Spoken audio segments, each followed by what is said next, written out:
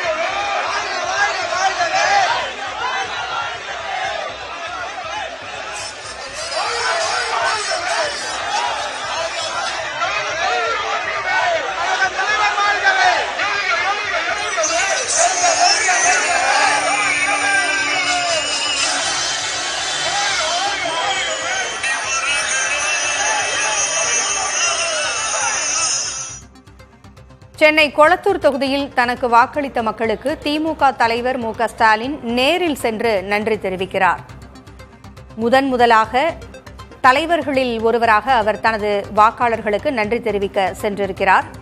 கொளத்தூர் தொகுதி மக்களுக்கு ஸ்டாலின் நேரில் நன்றி தெரிவித்துக் கொண்டிருக்கிறார். தனக்கு வாக்களித்த வாக்காளர்களுக்கும் தனது தொகுதி மக்களுமான கொளத்தூர் தொகுதி மக்களுக்கு தனது நன்றியை தெரிவித்துக் கொண்டிருக்கிறார் மு க ஸ்டாலின்.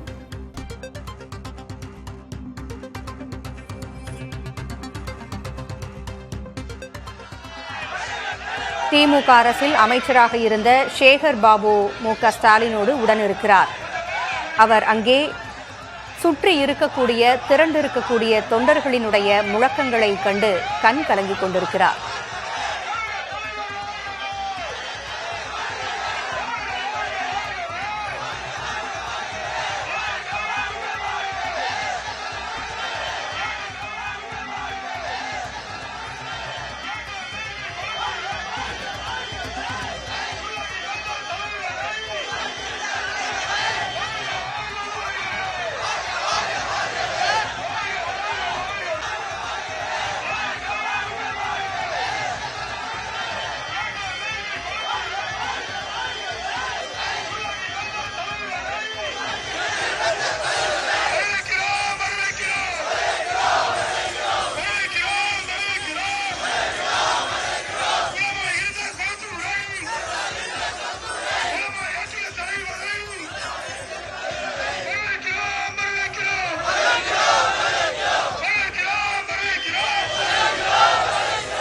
ஆயிரக்கணக்கான திமுகவினர் மு க ஸ்டாலினுக்கு ஆதரவாக முழக்கங்களை எழுப்பி வருகிறார்கள்.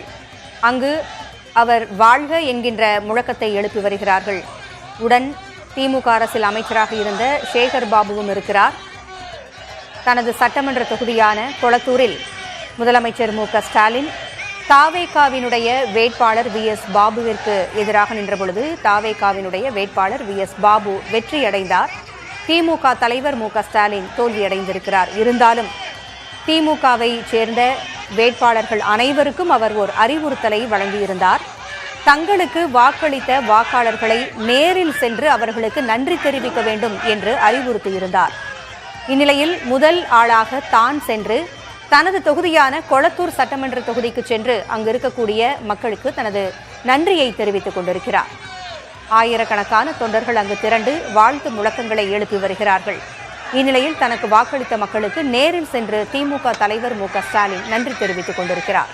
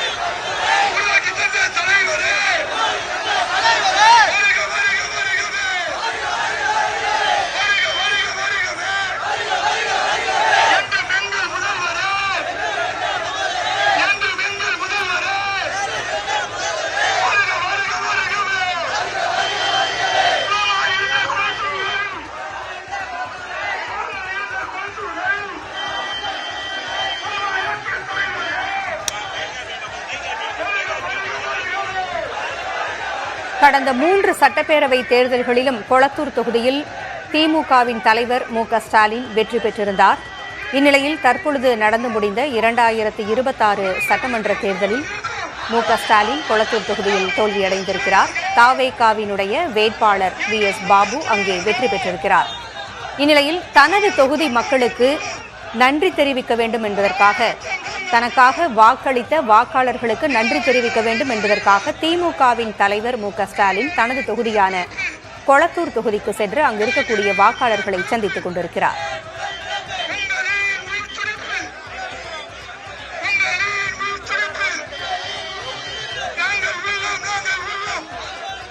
கூடுதல் விவரங்களை வழங்க செய்தியாளர் ரமேஷ் இணைந்திருக்கிறார். ரமேஷ், கூடுதல் விவரங்கள் என்ன?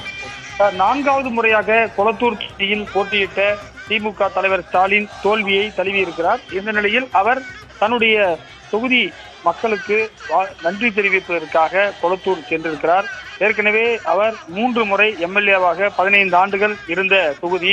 இந்த முறை 8000 வாக்கு வித்தியாசத்தில் தோல்வியை தழுவியிருந்த நிலையில் இருந்தாலும் கூட, தோல்வியை ஏற்பட்டிருந்தாலும் கூட அந்த தொகுதி மக்களுக்கு நன்றி தெரிவிக்க வேண்டும் என கிட்டத்தட்ட ஒரு 70,000 வாக்காளர்கள் அவருக்கு வாக்கு செலுத்தியிருக்கிறார்கள். எனவே அவர்களுக்கு திறந்த ஜீப்பில் சென்று தற்போது நன்றி தெரிவித்துக் கொண்டிருக்கிறார். உடன் முன்னாள் அமைச்சர் சேகர் பாபு உள்ளிட்டோரும் சென்று கொண்டிருக்கிறார்கள். ஏற்கனவே முன்னாள் அமைச்சர் சேகர் பாபு இந்த தோல்விக்கு பொறுப்பேற்க வேண்டும் என்று பரந்தாமன் எம்எல்ஏ எக்மோர் முன்னாள் எம்எல்ஏ அவரும் கருத்து தெரிவித்திருந்தார். தற்போது திமுக தலைவர் ஸ்டாலின் திறந்த ஜீப்பில் GKM காலனி பகுதியில் அங்க இருக்கக்கூடிய வாக்காளர்களுக்கு மக்களுக்கு நன்றி தெரிவித்திருக்கிறார். என்று சொன்னால் 70,000 பேர் இவரை நம்பி வாக்கு செலுத்தியிருக்கிறார்கள். ஒரு காலத்தில் திமுகவில் இதே பகுதியில் வெற்றி பெற்றவர் தான் VS பாபு. புரசைவாக்கம் எம்எல்ஏ தொகுதியாக அந்த தொகுதி இருந்தது. அதற்கு பிறகு 2011 கொளத்தூர் தொகுதியாக இந்த தொகுதி மறுசீரமைப்பில் உருவானதிலிருந்தே ஒரே எம்எல்ஏவாக இருந்தவர் மு.க.ஸ்டாலின். தற்போது அவர் இந்த நன்றி தெரிவிப்புக்காக சென்றிருக்கிறார். வழிநடுங்களும் மக்கள் வெளியில் வந்து அவருக்கு நன்றி தெரிவித்து வருகிறார்கள். ஏற்கனவே அவருக்கு ஒரு சில ஆலோசனைகள் தேர்தல் தொடக்கத்தில் கொடுக்கப்பட்டது. திருவாரூர் தொகுதிக்கு செல்லுங்கள் என்று சொல்லப்பட்டது. ஆனால் தொடர்ச்சியாக நான் இங்கேதான் இருப்பேன் என்று அவர் சொன்னார். பல இடங்களில் கொளத்தூர் என்னுடைய பிள்ளை என்று சொன்னவர் தான் மு.க.ஸ்டாலின். இந்த நிலையில் தற்போது கொளத்தூர் பகுதியில் வீதியாக சென்று வாக்காளர்களுக்கு நன்றி தெரிவிக்கிறார். எனக்கு தெரிந்து குறிப்பாக திமுகவில் வெற்றி பெற்ற எம்எல்ஏக்கள் கூட இன்னமும் தொகுதிக்கு செல்லவில்லை. ஆனால் தோல்வியடைந்த ஒரு முதலமைச்சர் வேட்பாளராக இருந்த ஸ்டாலின் தற்போது கொளத்தூர் தொகுதிக்கு சென்று நன்றி தெரிவித்து வருகின்றார். பூங்குழலி, வாக்கு எண்ணிக்கைக்கு மறுநாளே தனது தொகுதிக்கு சென்று அங்கு இருக்கக்கூடிய வாக்காளர்களுக்கு நன்றி தெரிவிக்கிறார். கண் கலங்கக்கூடிய தொண்டர்களை அங்கு ஸ்டாலின் தேற்றுகின்ற அந்த காட்சிகளையும் பார்க்க முடிகிறது. கொளத்தூர் தொகுதியை பொறுத்தவரைக்கும் ரமேஷ், சட்டப்பேரவை தேர்தலுக்கு முன்பாக நடைபெற்ற வாக்காளர் பட்டியல் சிறப்பு தீவிர திருத்த பணிகள்ல அதிக அளவிலான வாக்காளர்கள் எண்ணிக்கை மாற்றம் கண்ட தொகுதிகளில் ஒரு தொகுதியாக அந்த கொளத்தூர் தொகுதி இருந்தது. அது குறித்த விவரங்கள் என்ன ரமேஷ்? அதாவது கொளத்தூர்ல SIRக்கு முன்பு 2,90,000 வாக்காளர்கள் இருந்தார்கள். SIRல 90,000 பேர் நீக்கப்பட்டார்கள். ஆனால் மீண்டும் கிட்டத்தட்ட ஒரு 20,000க்கும் மேற்பட்டோர் அந்த மீண்டும் வாய்ப்பு கொடுக்கும் போது சேர்க்கப்பட்டது. கிட்டத்தட்ட 2,10,000 ஒரு வாக்காளர்களை கொண்ட தொகுதியாக மாறியது. அந்த அடிப்படையில் தான் ஸ்டாலினுக்கு கிட்டத்தட்ட 70,000க்கும் மேற்பட்ட வாக்குகள் கொடுக்கப்பட்டது. அதற்கு மீறி VS பாபு அங்கு வெற்றி பெற்றிருக்கிறார். அவர் முதல் ஸ்டாலினை கொளத்தூரில் தோற்கடித்த முதல் கட்சிக்காரராக அவர் TBK எம்எல்ஏவாக அங்க தொடர்கிறார். கொளத்தூர் தொகுதிக்கு பல்வேறு நலத்திட்டங்களையும் ஸ்டாலின் கொண்டு வந்திருக்கிறார். வண்ண மீன் அருங்காட்சியகம், இதே போல பல ரேஷன் கடைகளை கொண்டு வந்தார். அதே போல அரசு கலைக்கல்லூரியை கொண்டு வந்தார். அதே போல கொளத்தூரை தலைமையிடமாக கொண்டு காவல் மாவட்டம் கொளத்தூர் DC ஆபீஸை கொண்டு வந்தார். அதே போல உணவுத்துறை சார்பாக அங்கு ஒரு AC அலுவலகம் கொண்டு வரப்பட்டது. இது போன்ற சாலைகள் மற்றும் அதே போன்ற மேம்பாலங்கள் அங்கு புதிதாக அங்க சிட்டி பாபு மேம்பாலம் கொண்டு வரப்பட்டது. மெட்ரோ ரயில் திட்டம் அவர் தொகுதியில் செல்லுமாறு கொண்டு வந்தார். இது போன்ற திட்டங்கள் நிறைய திருமண மண்டபங்களை சமூக நலக்கூடமாக கொண்டு வந்தார். அதே போல திருவிக நகர் பேருந்து நிலையம் இவர் தொகுதியில் தான் வருகிறது, அதையும் கட்டி கொடுத்தார். இருந்தாலும் அவருக்கு ஒரு தோல்வியை முதல் முறையாக கொடுத்திருக்கிறார்கள். தோல்வி அடைந்திருந்தாலும் கூட அவர் சென்றிருக்கிறார். மற்ற எம்எல்ஏக்கள் இன்னும் தொகுதிக்கு திமுக எம்எல்ஏக்கள் செல்லாத நிலையில் தோல்வி அடைந்த ஸ்டாலின் சென்றிருக்கிறார். இனிமேல் அவர் கட்சி பொறுப்பை மட்டுமே பார்ப்பார். சட்டமன்றம் வர முடியாத ஒரு சூழலும் அவருக்கு ஏற்பட்டிருக்கிறது. இது ஸ்டாலினுடைய வரலாற்றில் 3வது தோல்வியாக இருக்கிறது. அவர் 10 முறை எம்எல்ஏ தேர்தலில் போட்டியிட்டிருக்கிறார். ஆரம்பத்தில் 1984 ஒரு தோல்வி, 1000 விளக்கு, 91 ஒரு தோல்வி, தற்போது 2026 தோல்வி அடைந்திருக்கிறார். புதிதாக கட்சி ஆரம்பித்த 3 ஆண்டுகளில் ஒரு வேட்பாளரிடம் தோல்வியை தழுவியிருக்கிறார். திமுக தலைவர் மு க ஸ்டாலினின் தோல்விக்காக திமுக அமைச்சரவையில் அமைச்சராக இருந்த முன்னாள் அமைச்சர் சேகர் பாபுவும் கண்கலங்கிக் கொண்டிருக்கிறார். அங்கு சுற்றி இருக்கக்கூடிய தொண்டர்களும் கண்ணீர் வடித்துக் கொண்டிருக்கிறார்கள். தொண்டர்களுக்கெல்லாம் அழவேண்டாம் என்று ஆறுதல் தெரிவித்துக் கொண்டிருக்கிறார் திமுகவினுடைய தலைவர் மு க ஸ்டாலின். ஆயிரக்கணக்கான தொண்டர்கள் ஸ்டாலினுடைய வாகனத்திற்கு முன்னால் முழக்கங்களை எழுப்பியவாறு செல்வதை பார்க்க முடிகிறது. தொண்டர்களுக்கு மத்தியில் அவர் பேசுவதற்கான திட்டம் இருக்கிறதா ரமேஷ்? நிச்சயமாக இல்லை. ஏனென்று சொன்னால் அவர் அதிகமாக பேசுவதில்லை. தன்னுடைய செயல்பாடுகள் மூலமாகவே தன்னுடைய செயல்பாட்டை காட்டிக் கொண்டிருந்தார். அந்த அடிப்படையில் இந்த கொளத்தூர் தொகுதிக்கு மாவட்ட செயலாளராக சேகர் பாபு இருக்கிறார். சேகர் பாபுவிடம் 6 சட்டமன்ற தொகுதிகள் கொடுக்கப்பட்டது. 1 துறைமுகம், 2 வில்லிவாக்கம், 3 இந்த முதலமைச்சருடைய கொளத்தூர் தொகுதி, அதே போல அம்பத்தூர் வரை அவருக்கான தொகுதிகள் கொடுக்கப்பட்டது. ஆனால் அவருடைய துறைமுகத்தை தவிர மற்ற அனைத்து இடங்களிலும் திமுக தோல்வியை தழுவியிருக்கிறது. அது மட்டும் இல்லாமல் வட சென்னை மாவட்ட பொறுப்பு அமைச்சராகவும் சேகர் பாபு இருந்தார்.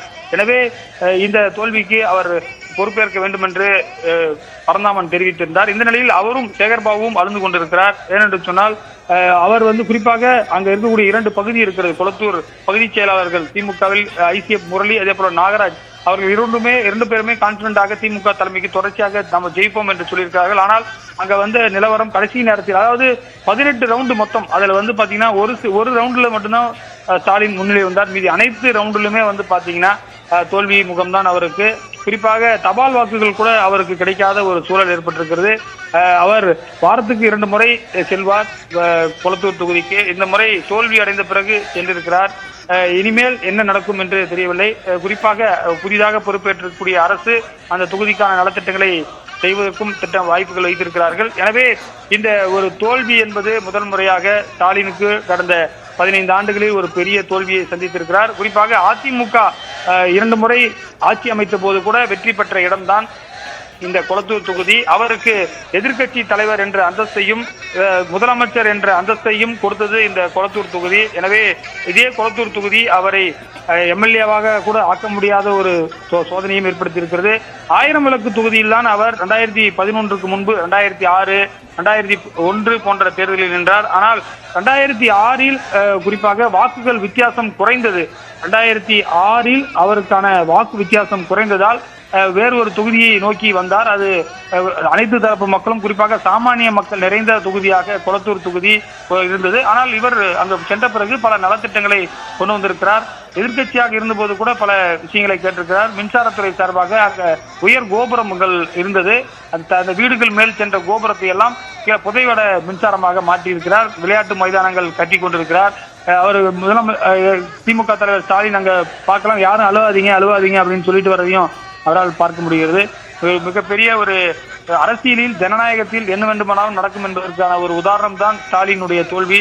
அதே போல பெரிய கருப்பன், திமுகவுடைய முன்னாள் அமைச்சராக இருந்த பெரிய கருப்பன் 1 வாக்கு வித்தியாசத்தில் சிவகங்கை மாவட்டம் திருப்பத்தூரில் தோல்வியை தழுவியிருக்கிறார். அதே போல பரமத்தி வேலூரில் 250 வாக்கு வித்தியாசத்தில் மூர்த்தி தோற்றிருக்கிறார். இது போன்று பலரும் 100 வாக்கு வித்தியாசத்தில் கூட தோற்றிருக்கிறார்கள். அதே போல பார்த்தீங்கன்னு சொன்னால் திமுக 130 வாக்கு வித்தியாசத்தில் ஜெயித்தவர்களும் இருக்கிறார்கள். சீனிவாசன் வேப்பனவல்லியில் ஜெயித்திருக்கிறார். இது போன்று கொளத்தூரில் இது போன்ற ஒரு தோல்வியை அவர் நினைத்து கூட பார்த்திருக்க மாட்டார். 8000 வாக்கு வித்தியாசத்தில் அவர் குறிப்பாக என்ன மாதிரியான கமெண்ட் சொல்றாங்கன்னா, குறிப்பாக அவர் தொகுதிக்கு அடிக்கடி வந்திருந்தாலும் கூட புதிய ஒரு மாற்றம் தேவை என்று அங்க இருக்கக்கூடிய இளைஞர்களும் பெண்களும் மாறி வாக்களித்துதான் இந்த தோல்விக்கான காரணம் என்று சொல்கிறார்கள். நீங்கள் சொன்னது போல 8795 வாக்குகள் வித்தியாசத்தில் தனது சொந்த தொகுதியான கொளத்தூரில் தோல்வியை சந்தித்திருக்கிறார் திமுக தலைவர் மு க ஸ்டாலின். தற்பொழுது அவர் தனது தொண்டர்களுக்கு, வாக்காளர்களுக்கு நன்றி தெரிவித்துக் கொண்டிருக்கிறார். அந்த காட்சிகளை தற்பொழுது பார்க்கலாம்.